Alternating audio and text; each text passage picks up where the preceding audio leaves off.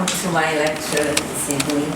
I think I have too much material to deal with this evening. As you can see, the topic I have is very broad, so I'll try my best to connect what I have to each other. And actually, I want some more lights off, maybe the whole row of lights.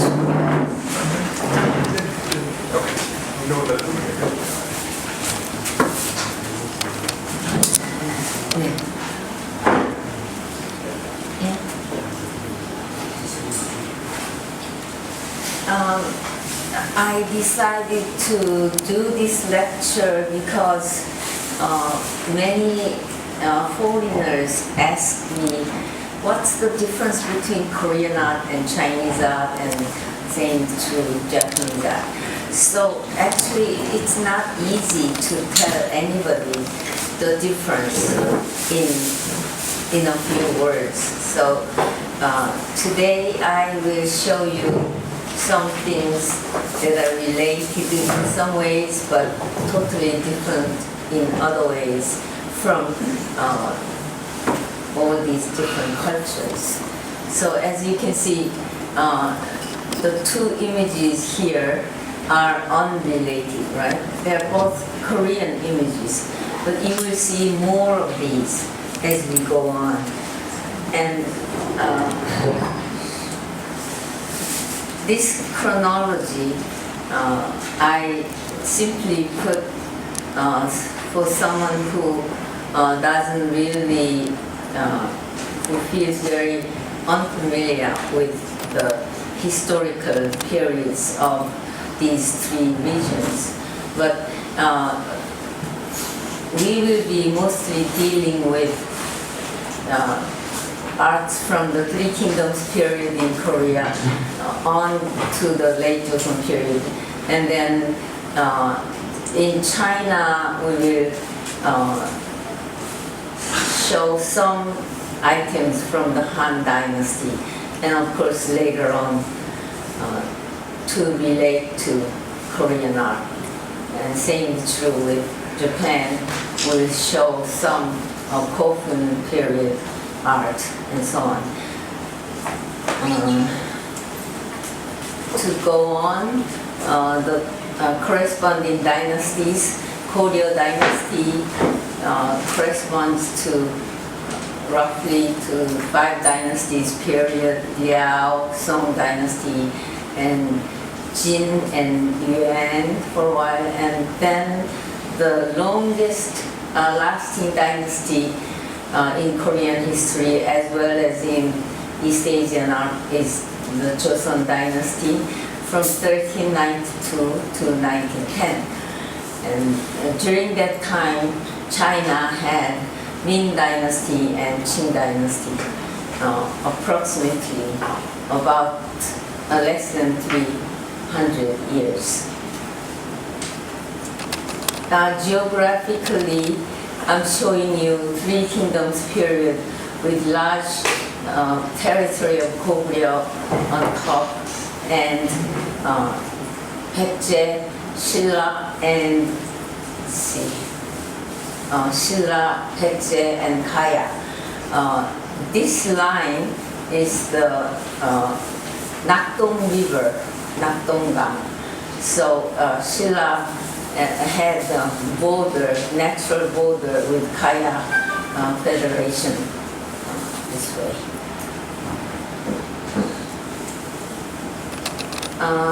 And then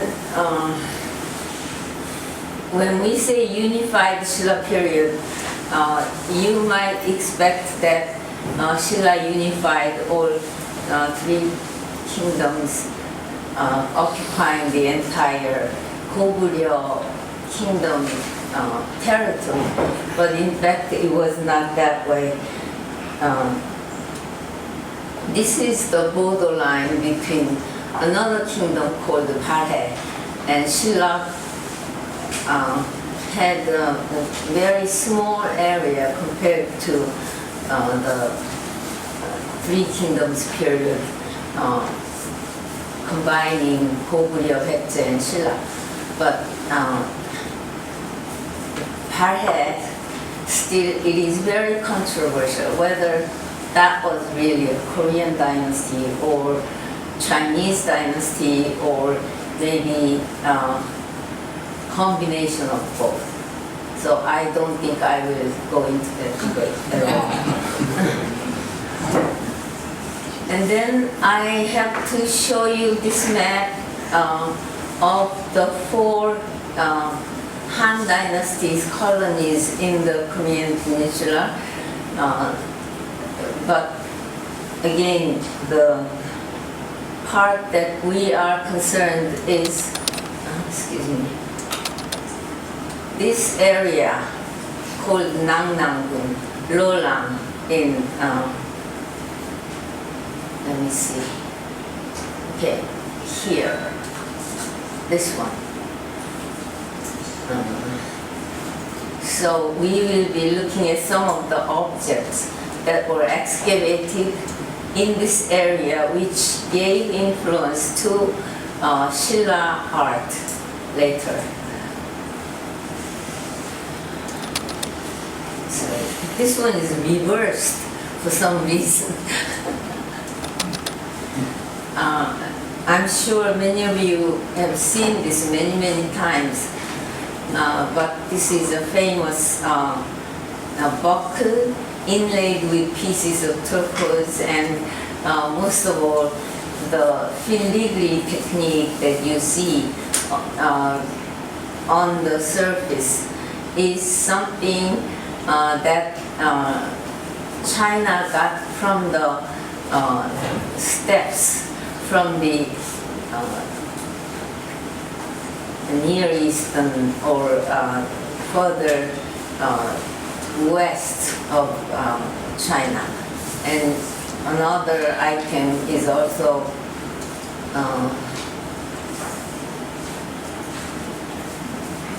with inlaid gems and so on. So some of these techniques were transported to Silla and other Baekje art. So here another famous item called painted basket, also from the old Han colony of Lolang, very elaborately painted figures on the lacquered surface. And on the right side is the bronze incense burner called Boshanru. And you will see some of the similar elements in the Baekje art of much later period. So, I'm showing you the aerial view of the, excuse me, it's so much light.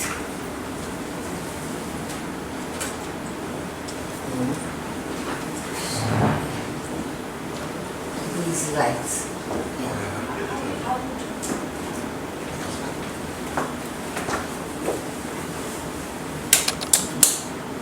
됐어요. 다 끄세요. Yeah, fine. You don't need to take a note, right? So. I like the images look better. This is really wonderful aerial view of the Gyeongju's Great Tomb Park, from which we got so much treasure. Many of these tombs were not really identified by its occupant, but we do have nicknames or names that are given to tombs by area or by tomb finds. So, so beautiful. I think a little later than around this time. And then these are the tomb finds of the Silla dynasty both from one of those tombs that I've shown you, same kind of filigree technique that we've seen in the Lolang finds of the buckle. And you can see how elaborate the technique was transmitted to Shilla. The same is true with the other one. Both are from the Gyeongju area. And then this one is glass beads. And what is interesting is this small area, round beads. Excuse me for this irregularity. This white area doesn't belong to the jade piece here. It's hard to explain the technique of constructing PowerPoint, right? But anyway, in the process of getting this good image, I had to live with this white part, so excuse me. And then this small gem, it's a glass actually, not a gem, is inlaid with images of a person and a bird, and it's wonderful, wonderful technique. And actually, we don't have very many glass items from Shilla, and we understand that the technique of glass making came from the West. So we have several Roman glass items excavated from Shilla tombs, such as these one, Hwangnam Daechong, and this great marble technique of glass, also from the same tomb. And I really think this is a very elegant image of viewer. So some of these Roman techniques came to Shilla for some way by way of trade, I suppose. And then we've seen the lacquer painted basket. So I have to show you what kind of legacy we got from that painted basket. This is a fragment of a piece of gold that remained from Shilla, and we have a painted image of animals on black background. And then these are the archaeological finds that I've shown you. Now we turn to the major intellectual background of the Three Kingdoms period, that of Buddhism. Goguryeo is the place where the Buddhism came earliest, 332. And then Baekje soon followed the importation of Buddhism. And Shilla, for some reason, received Buddhism much later than the other two. Although unofficially Buddhism was known by mid-5th century through a person called Mukoja.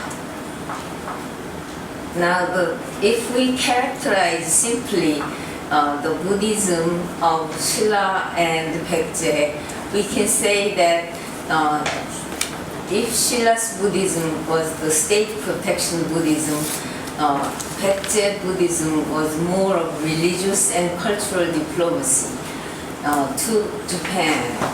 So in 538, Baekje sent envoys with Buddhist images, sutras, and ritual objects. And so we can see the cultural relations between Baekje and Japan.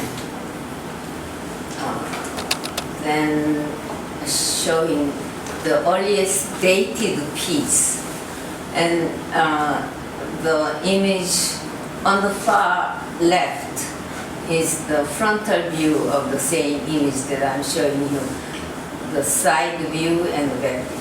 This is the typical image of the 5th-6th century AD Chinese Buddhist image. But here it's small, and the lotus flower here, inverted lotus flower, is a small, crudely made one. But what is important here is the inscription on its back, which gives us the date equivalent to the year 539, and it's only 16.2 cm. And so I want to compare this image, or rather I would like to trace the origin of this kind of small Korean image to a much better known Chinese image of this one in University of Pennsylvania Art Museum. The posture of the two are exactly the same, with one fear not mudra, and this one is wish giving mudra. So in Sanskrit it's Abhaya mudra, and this one Barada mudra. And the style of the drapery is known in the West as the Christmas tree drapery because of the shape of the drapery sticking out on either side. But as you can see, the lotus base is much better made, and the size. I tried to make the relative proportion of the two images.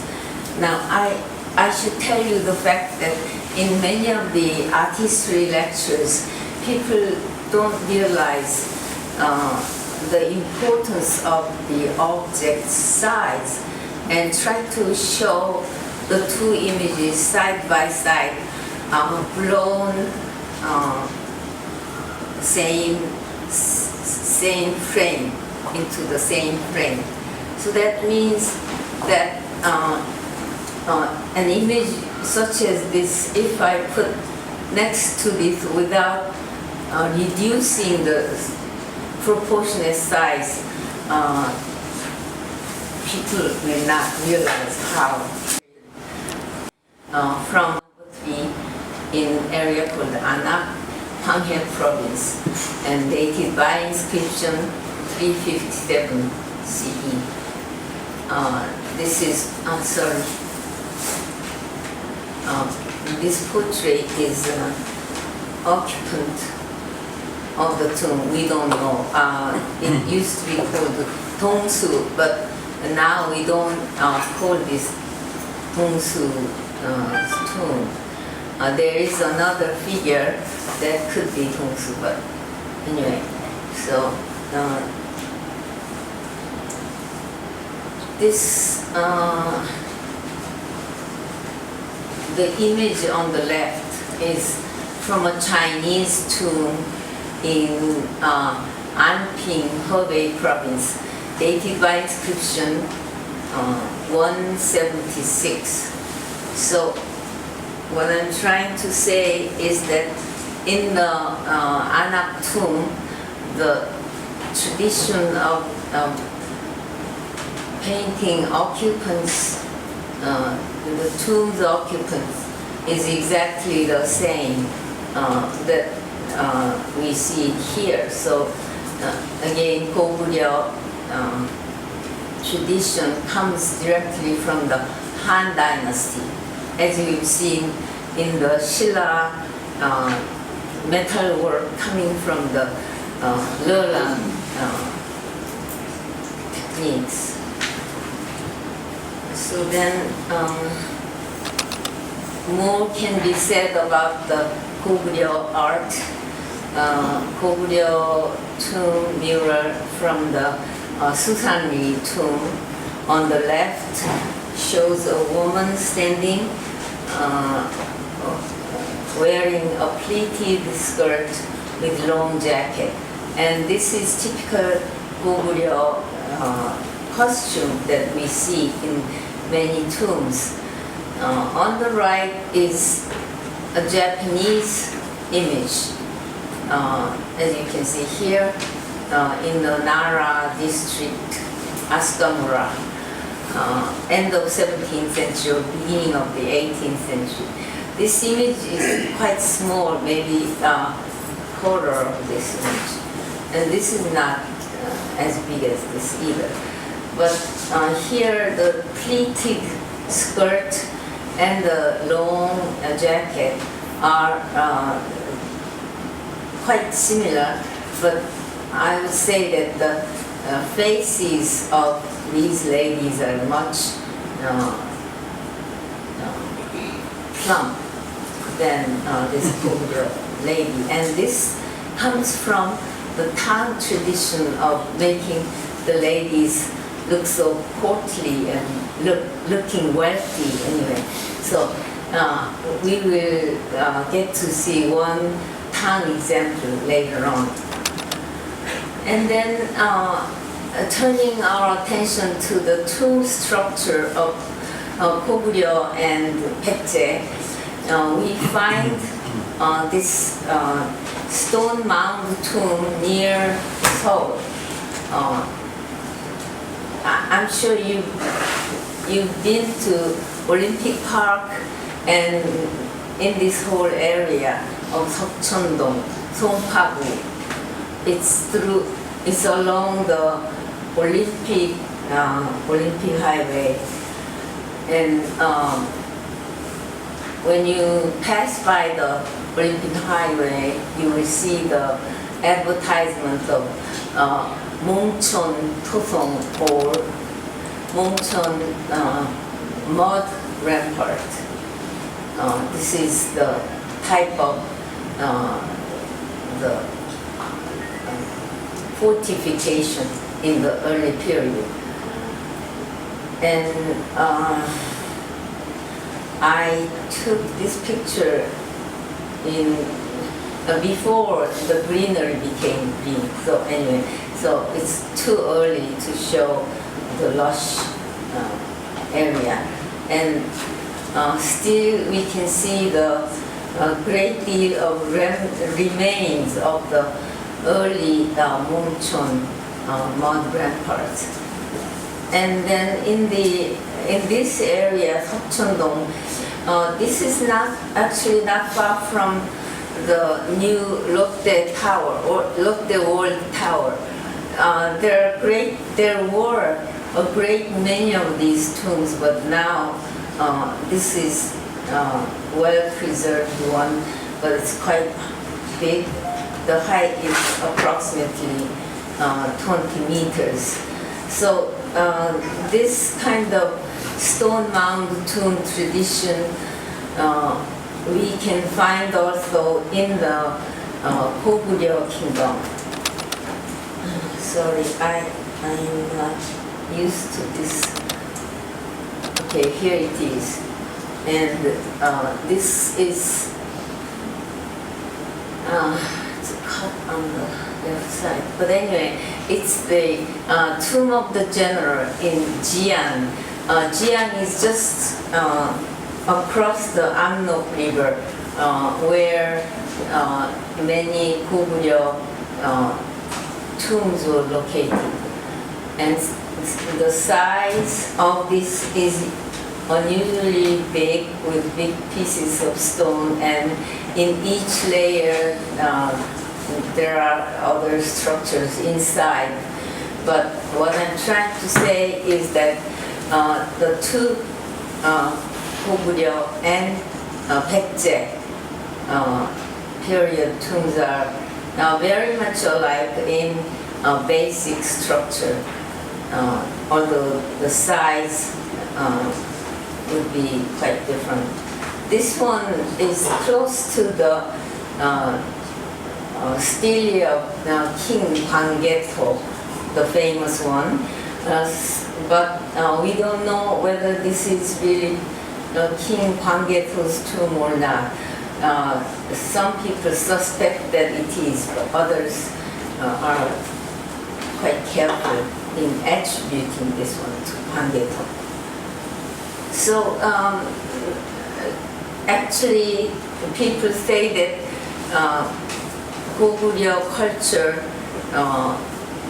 is from Baekje.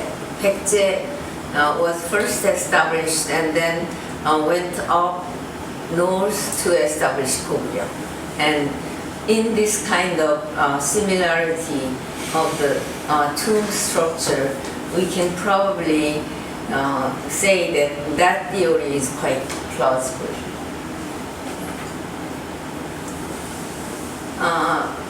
In Baekje tomb, there is the earliest dated tomb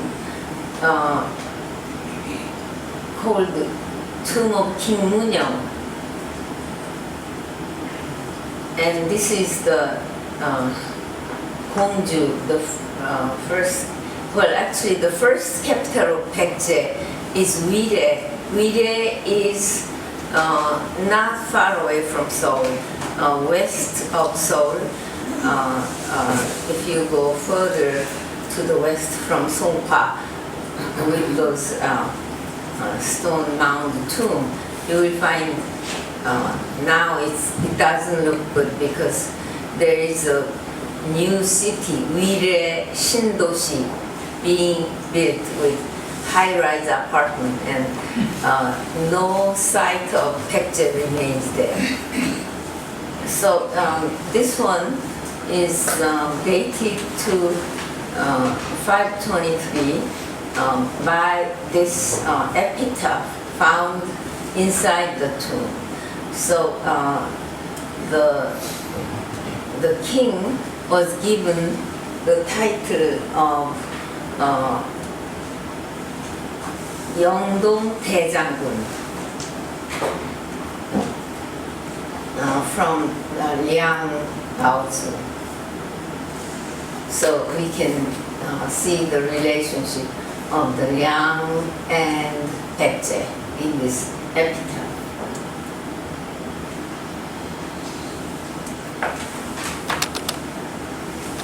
Inside the tomb, we can see the brick structure, which is really unusual in Three Kingdoms period tomb, because this can be found in the Six Dynasties tombs in China, but nowhere in Korea. And in the tomb, we found this early stage of celadon. We don't call it celadon yet, but this yue ware in China is supposed to be the origin of the celadon. And then, if sorry. Oh, here. You can see in this tomb, Gansu province, it's quite far away from Baekje, but you can see the brick structure inside the tomb, although there are panels of paintings here. So in later times, Koreans did not really use the brick in any situation. So I was talking about the Hwasong Citadel the other day in another lecture, and Hwasong, the structure of Hwasong Citadel is unique in that it used brick, stone, and mud together, all together. So this is a new technique, also came from China at that time. And then we will turn to the incense burner. Now, I've shown you the big Buddha image from China and small Buddha image from Korea. But now I have to show you objects that are reversed in Korea and China in terms of size. On the left you have the gilt bronze incense burner in the shape of the Boshan Lu, we call this, with the dragon on the bottom, phoenix on top, and this was excavated from Nungtari. This is not a tomb site, so we suspect that this was the foundry that made this incense burner. So I think, I hope you remember this small image that's from Lelang area. And it's so small compared to this one. So this is 64 centimeters high, whereas this Chinese image is only 21, so it's less than 1/3. I'm showing you, for your reference, another Han Dynasty, 2nd century, only 14 centimeters, a very small incense burner. So strangely, we don't find any big incense burner such as this one. But in Korea, this was found in the Baekje site.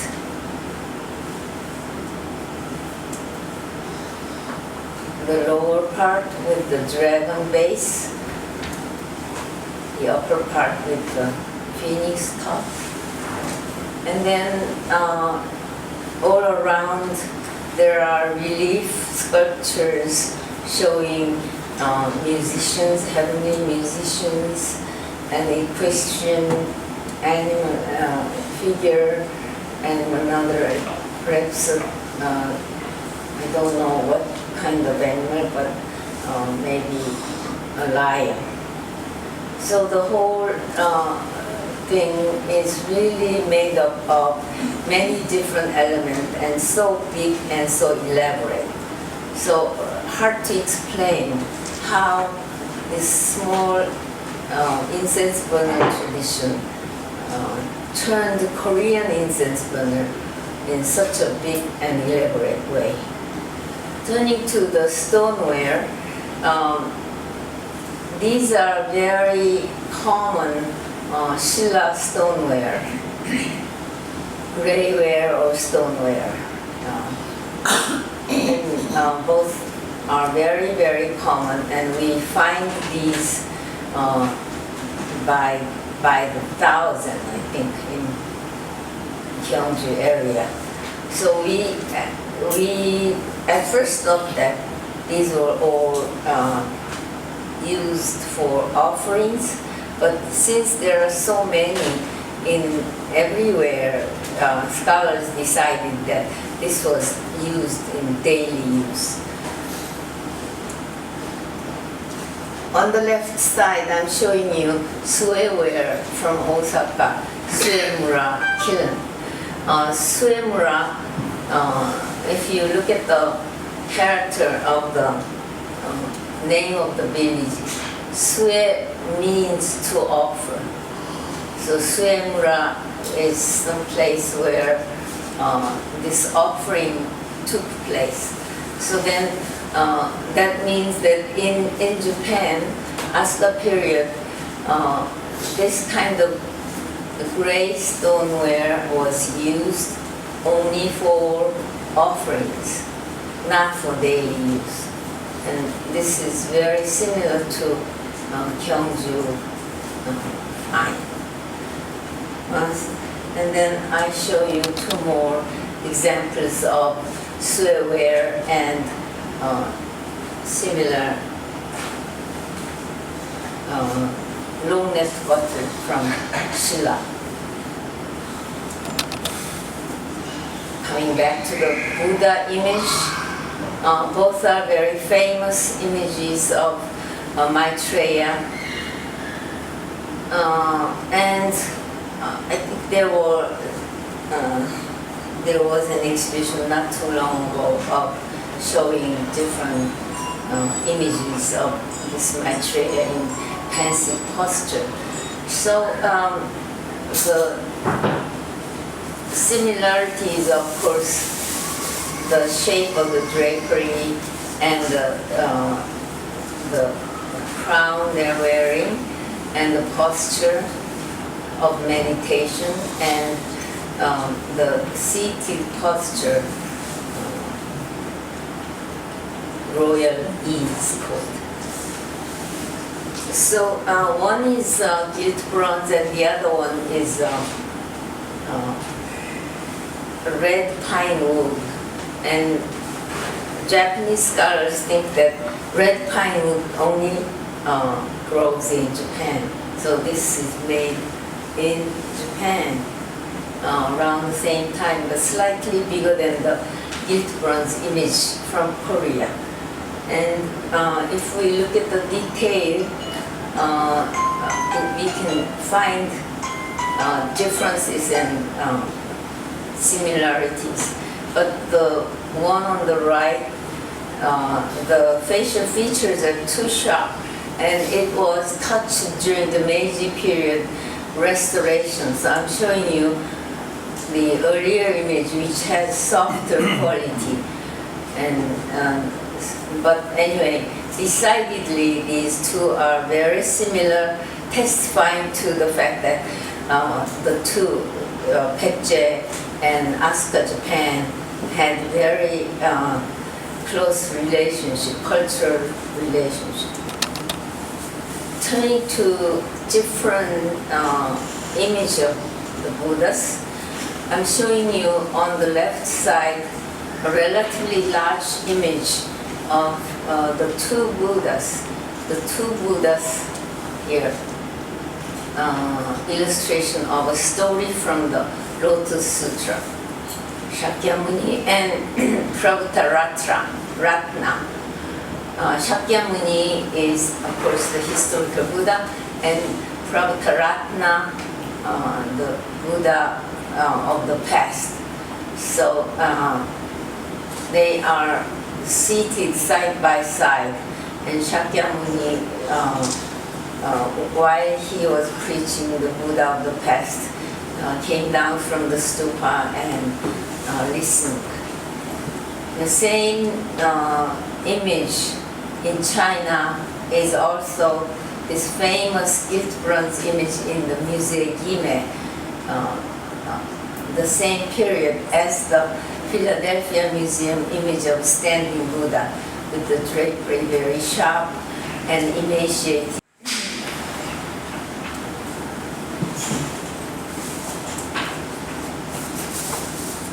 Coming to Korea, we find this left side image from Pare State, and it's a stone image of the two Buddhas, and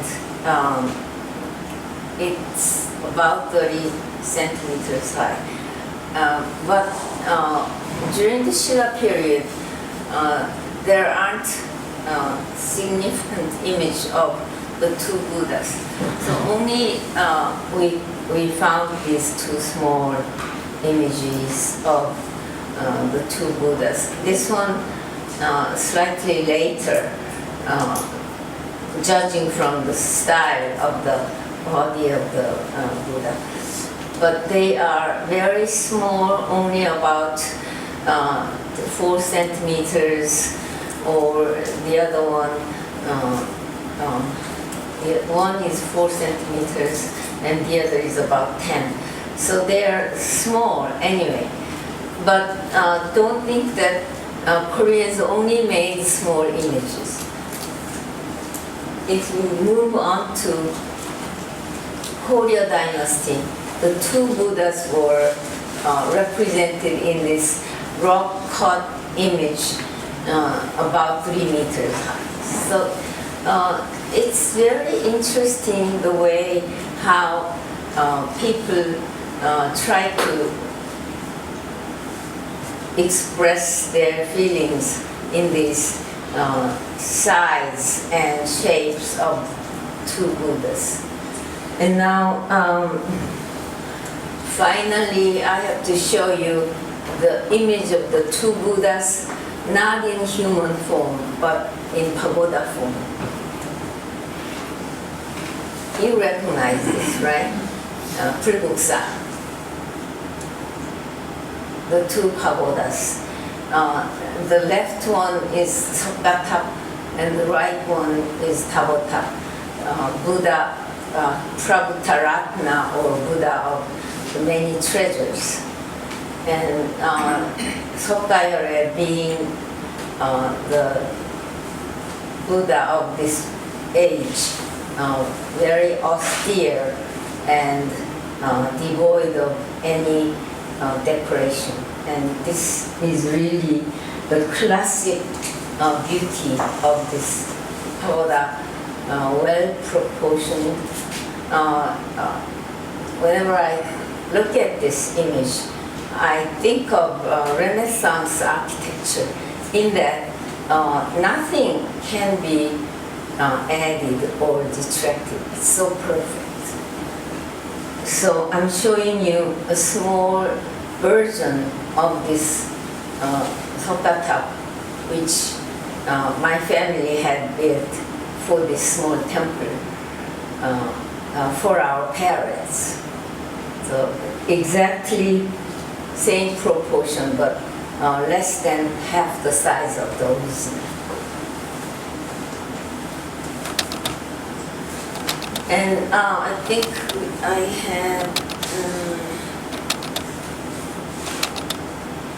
used up too much time.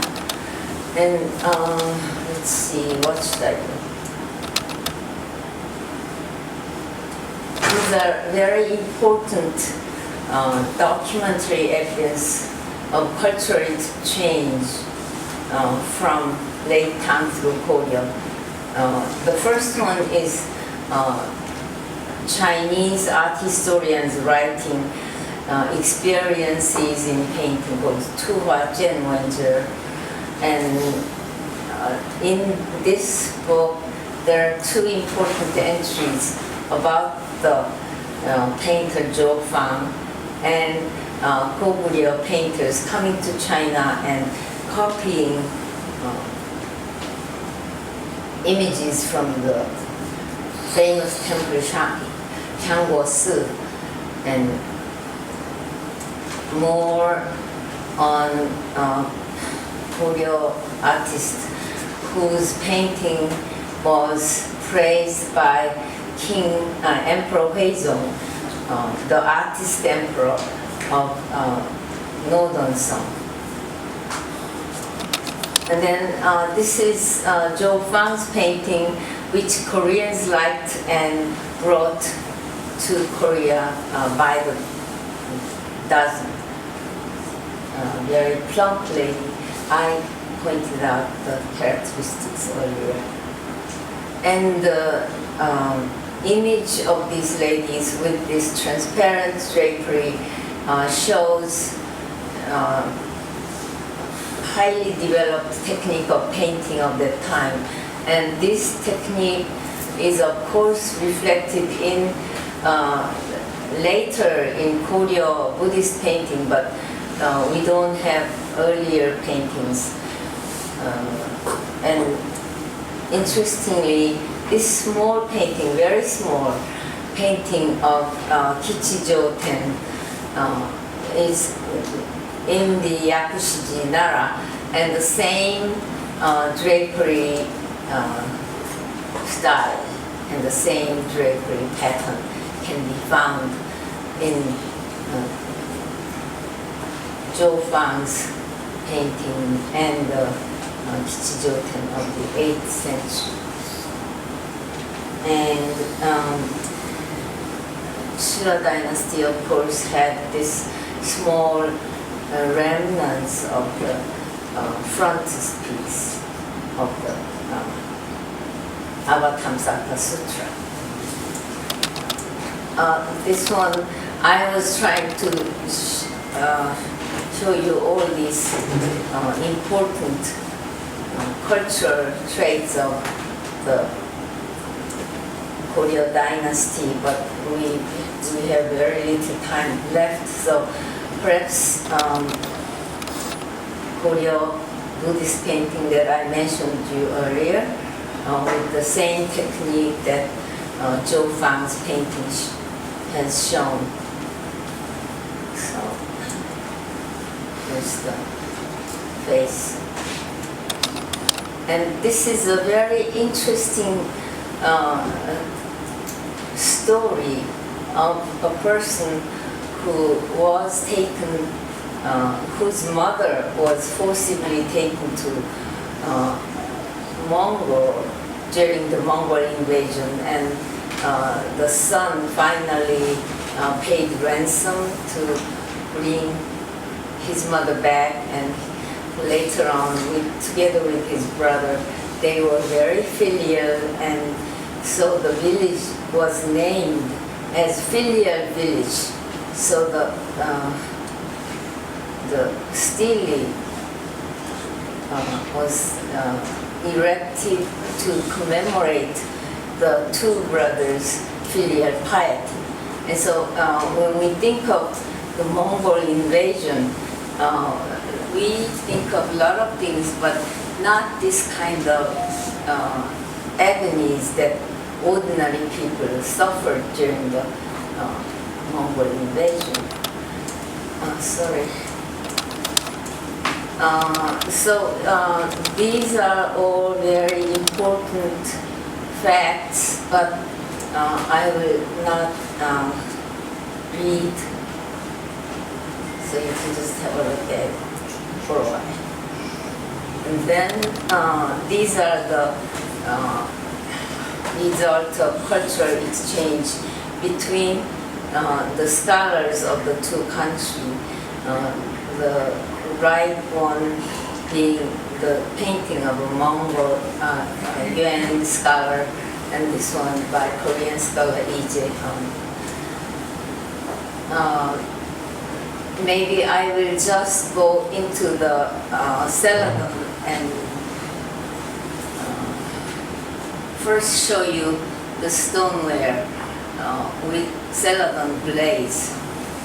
Here, stoneware, we named the Shilla Greyware stoneware. It's the type of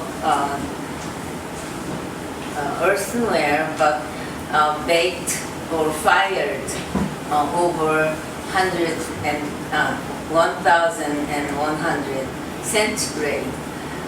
But it has celadon glaze. Celadon glaze is a combination of iron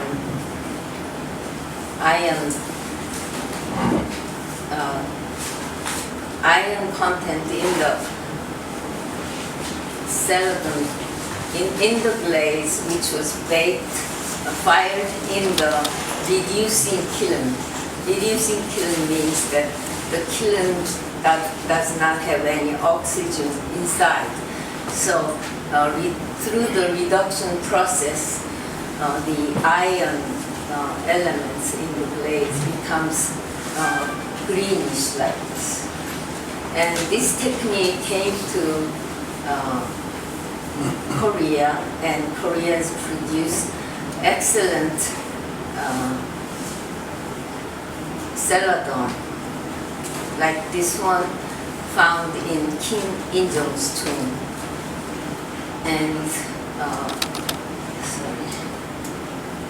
this one is slightly more developed stage of celadon than the vase on the right, because as you can see, there's a very fine incision inside the decoration of peony flowers, and in the grooves you can see the collected glaze, which makes the flower visible. And then the next stage of the development is the inlaid technique. But in China, the technique of celadon developed first, many centuries earlier than Korea, but they never developed the incised, the inlaid celadon. And on the left side, you see another celadon, but this is a bronze vessel with silver inlay design.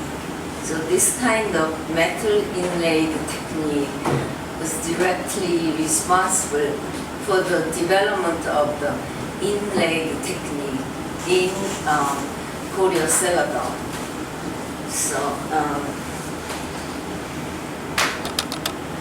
then we wonder exactly when this inlaid technique came about. I'm showing you the two examples. They look very similar, but if you look at the bowls, they are different. This one on the left was discovered from tomb of King Myeongjong of Korea.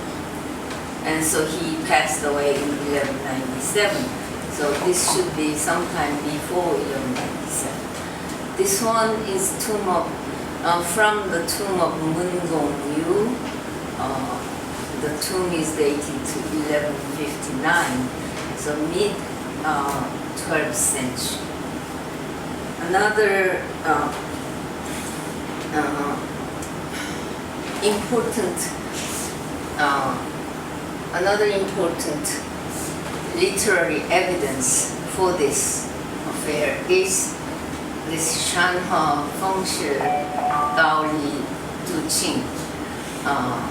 This was a report by Xu Jing to Song Emperor Huizong about things in Korea.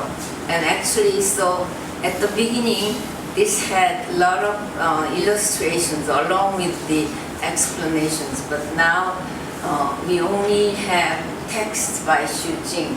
But he was very careful in documenting all the details of Korean culture at this time. But there is no mention of inlaid celadon at this time. So we assume that sometime between this and this 1159 and this date, this technique of inlaid celadon developed, which China never had. So I think I don't have much time left, so I won't be able to go into Joseon Dynasty.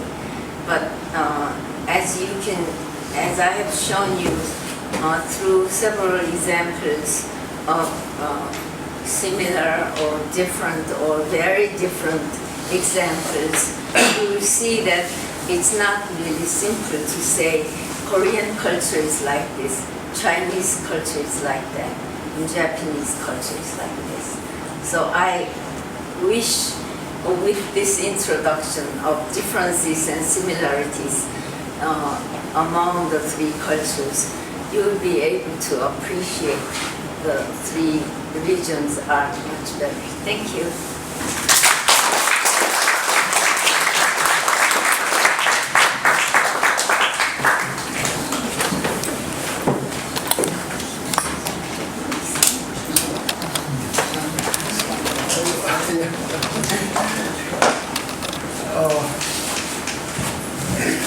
Professor, you can entertain a few questions from the floor. I have a question. Please, Thank you for presentation. The Mago civilization, Mago Union, was established around the riverside of Yeongsangang. that civilization is known to be spread out to Kyushu, Japan, or the Manchu area, that where the Hongsan movement, Hongsan civilization established. And would you explain about Mago movement? Maho. Yeah, Mago civilization. You mean that? I'm not exactly sure about it, but I think you're talking about the Neolithic culture. Yeah. Okay. I'm not really familiar with that period. So, if you're talking about that early period, I don't have any examples to talk about. But in Korea, we think that Korean Neolithic culture came from China, and it went to let's say Tsushima Island, but not too farther, because in Japan they had their own Neolithic culture of Jomon culture, and Jomon culture was very distinct and did not have much in common with Chinese Neolithic culture.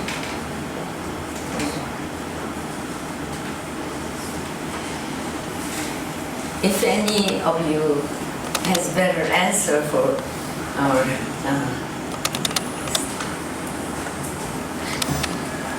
Any other question? Okay, thank you very much. I have a good question. In the Pekje incense burner, there's a dragon at the bottom.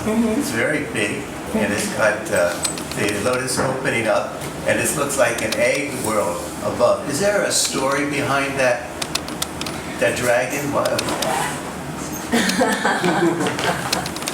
We wish we knew, but this was relatively recently discovered, and since there was no precedence to this kind of object, either small or large, we are really puzzled, and judging from the images that we see in the on the surface, mostly it's the Taoist image of the mountain, where the Taoist mountain of the immortals abode with musical angels and so on. Yes. So definitely it is of Taoist orientation. Okay. It's not concerned with your main thesis about the interaction between the three Eastern cultures. But I was intrigued to see the two Roman objects that were found in Sheila sites. I can't hear you. Can you come closer? Or there is no microphone. Okay.